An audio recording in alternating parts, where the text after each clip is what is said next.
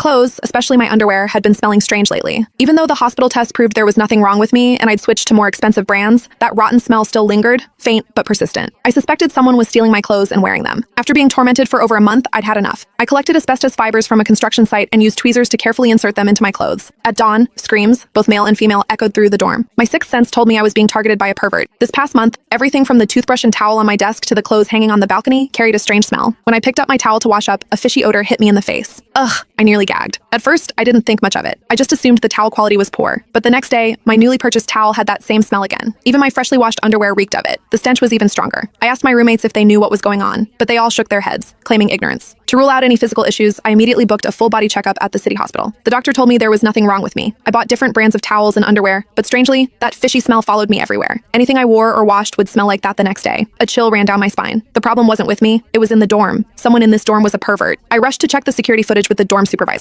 I found nothing. That left only one possibility. That day, I tactfully tried to talk to my roommates. If any of you like girls, you can just say so openly. Before I could finish, Lopez cut me off impatiently. Georgina, if you're sick, go to the hospital. Physical problems need medical treatment. Mental problems need a therapist. First you claimed there was a pervert in the dorm and insisted on checking the security footage. Now you're questioning our sexual orientation? What, you think we're the ones making your stuff smell? Suddenly her eyes widened. Georgina, you don't have an STD, do you? I heard some STDs cause a fishy smell. Before she could finish, my other two roommates looked horrified and unconsciously took a step back as if I were some kind of monster. My face turned red with anger. Your mouth stinks so bad. Did you forget to brush your teeth today? My mouth may stink, but at least it smells better than certain people's underwear. Lopez smiled mockingly, her tone dripping with sarcasm. Certain people wear such provocative underwear. If we didn't know better, we'd think they were kept women. We're all good girls here. If certain people don't behave properly, don't drag us down with you. As soon as she finished, the other two roommates looked even more serious. Milner spoke awkwardly, her face troubled. Georgina, maybe you should go to a bigger hospital for a checkup today. If it really is that kind of disease, it could spread. Someone chimed in agreement, and Lopez's face grew even more smug. She grabbed a bottle of disinfectant spray, laughing arrogantly. Look at you, catching a disease and making others worry about it. Let me disinfect you first. The stinging mist hit me in the face, instantly soaking me. Amid the other girls' screams, I grabbed Lopez's arm tightly. Your mouth is filthy, and so are your hands, huh? Since your parents aren't here, I'll teach you some manners on their behalf. With that, I grabbed her hair and forcefully shoved her head toward the mop bucket. Lopez's face changed dramatically as she struggled to resist. What are you doing? Let go of me. What? Scared now? I want you to remember this taste, so you'll think twice before running your mouth again. The next second, I dunked her head into the water. Glug, glug, glug, blur, glug, glug, glug. Only when Lopez's hair was covered in sticky vomit did I finally let go. Ah! Lopez's scream was blood-curdling as she frantically leaned over the sink, retching. I watched coldly as this roommate who constantly slandered me behind my back finally got what she deserved. Lopez's eyes were red as she wiped her mouth furiously and lunged at me with her claws out. Georgina, I'll kill you! I grabbed the mop beside me and precisely jammed it into the bucket. Lopez froze in place as if struck by lightning. I smiled coldly. Fight me? You have the guts for that? With that, I swung the mop toward Lopez. In an instant, Lopez's face went pale with fear. Don't come any closer! The dorm filled with endless screams.